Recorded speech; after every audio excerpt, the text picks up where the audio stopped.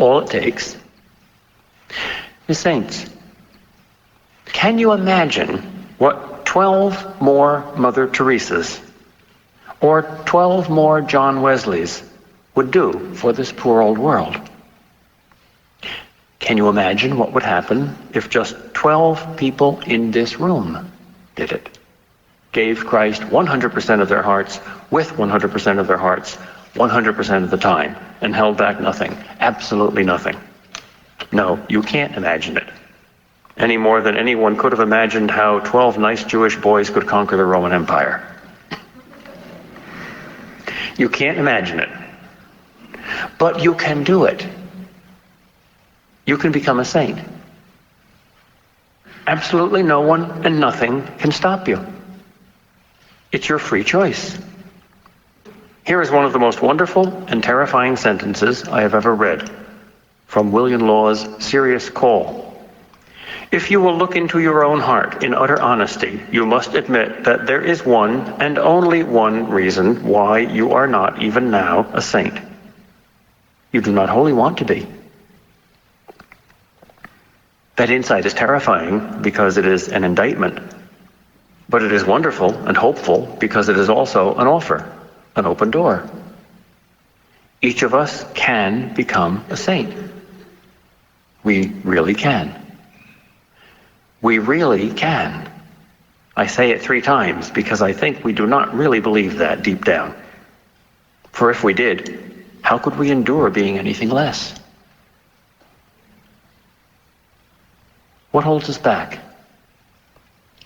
Fear of paying the price. What is the price? The answer is simple. T.S. Eliot gave it when he defined Christianity as a condition of complete simplicity, costing not less than everything. The price is everything. 100%. Martyrdom, if required, and probably a worse martyrdom than the quick noose or stake, the martyrdom of dying daily, dying every minute for the rest of your life, dying to all your desires and plans, including your plans about how to become a saint. I think this sounds much more mystical than it is. It is simply giving God a blank check. Last year, an American Catholic bishop asked one of the priests of his diocese for recommendations for ways to increase vocations to the priesthood. The priest replied in his report, "The best way to attract men in this diocese to the priesthood, Your Excellency, would be your canonization." Why not yours? But how? We always want to know how. Give me a method, a technology, a means to this end. What does that question mean? How can I become a saint? Or give me a means to the end of sanctity. It means give me something that is easier than sanctity, which will cause sanctity. So that if I do this something, or attain this something, then this something will be the middle term, the link between me and sanctity. No, there is none. No prayers, no meditations, no 12-step programs, no yogas, no psychological techniques, no techniques at all. There can be no button to push for sanctity, any more than for love. For sanctity is simply love. Loving God with all your heart and soul and mind and strength. How do you love? You just do it. A cause cannot produce an effect greater than itself. And nothing in the world is greater than sanctity. Nothing greater than love. Therefore, no cause, no human cause, can produce sanctity. There can never be any technology for sanctity.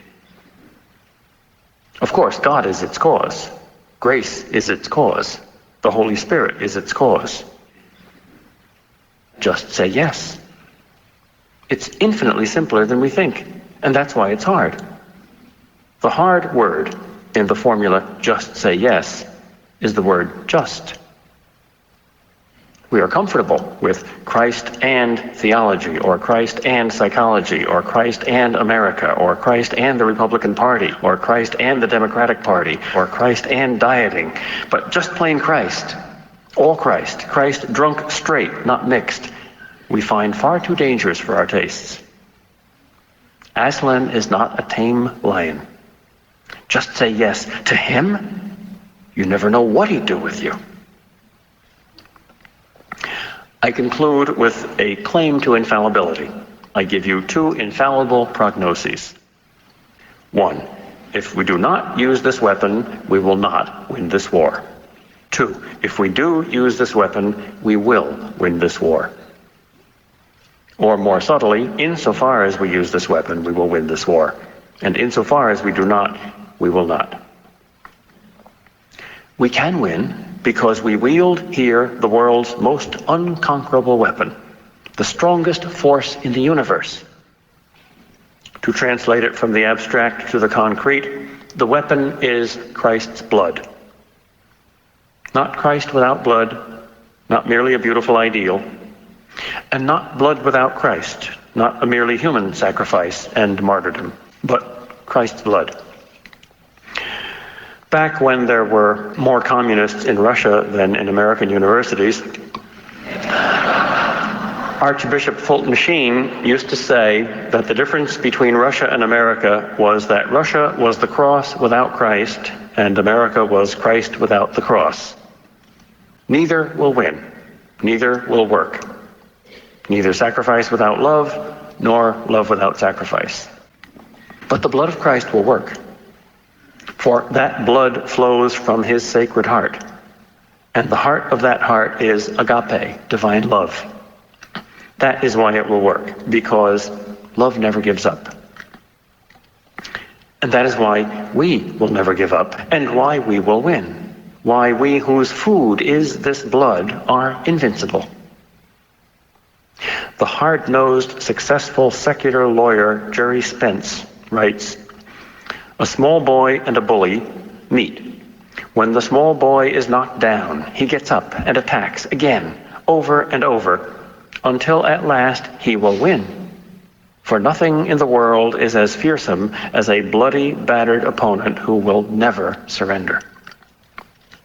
Never.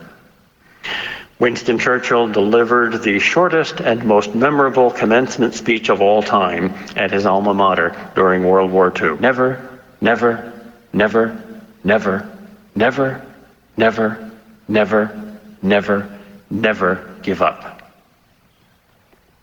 That's all.